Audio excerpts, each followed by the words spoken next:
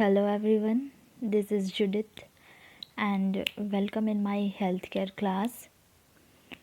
So today's session we will study about human anatomy and physiology.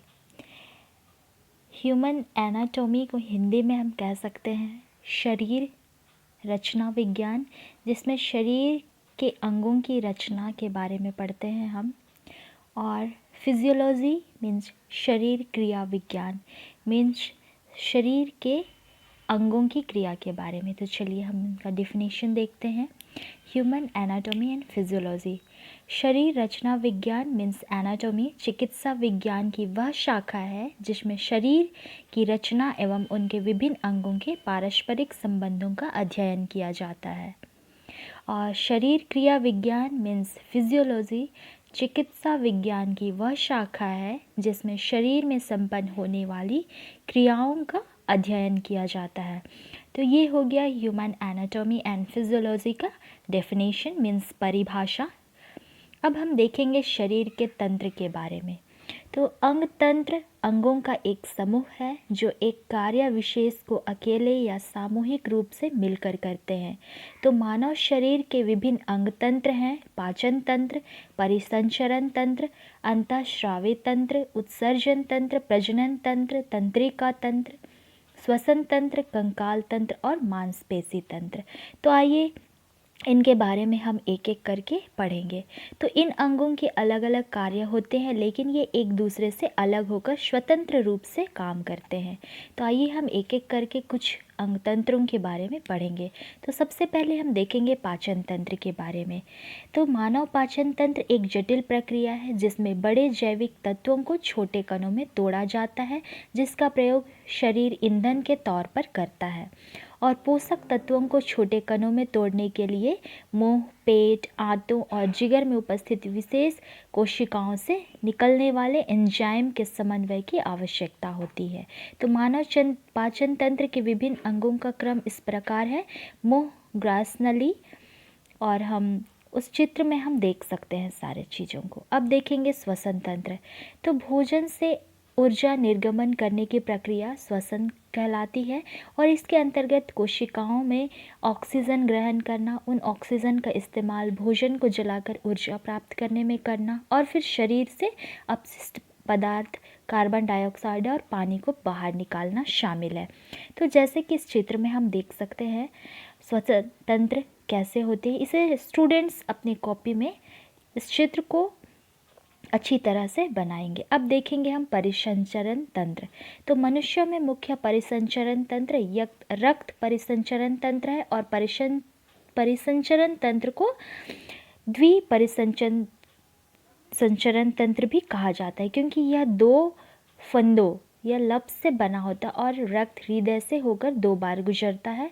हृदय इस तंत्र के केंद्र में होता है और दो भागों में बटा होता है, दायां और बायां। तो मेन यहाँ पर परिसंचरण तंत्र का जो अंग है वो है हृदय, और इस तंत्र में रक्त, ऑक्सीजन, पचा हुआ भोजन ये सब कैरी करता है। अब हम देखेंगे नियंत्रण और समन्वय तंत्र।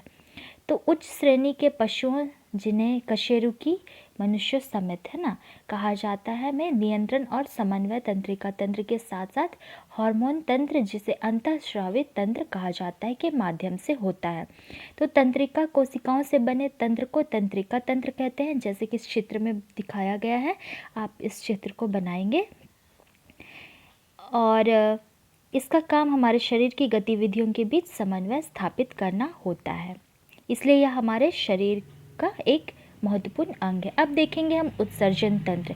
तो मनुष्य में एक अंग तंत्र द्वारा उत्सर्जन का कार्य किया जाता है, जिसे मूत्र तंत्र या उत्सर्जन तंत्र कहते हैं। इसमें निम्नलिखित अंग होते हैं: सेम के बीज के आकार के दो गुर्दे जो पेट के बीच के हिस्से के नीचे और पीछे की तरफ रहते हैं, दो उत्सर्जक नलियां या मूत्रवाहिनियां जो दोनों गुर्दे से जुड़े होते हैं, एक मूत्राशय जिसमें मूत्रवाहिनी खुलती है और एक मांसल नली जिसे मूत्रमार्ग कहते हैं जो मूत्राशय से निकलती है।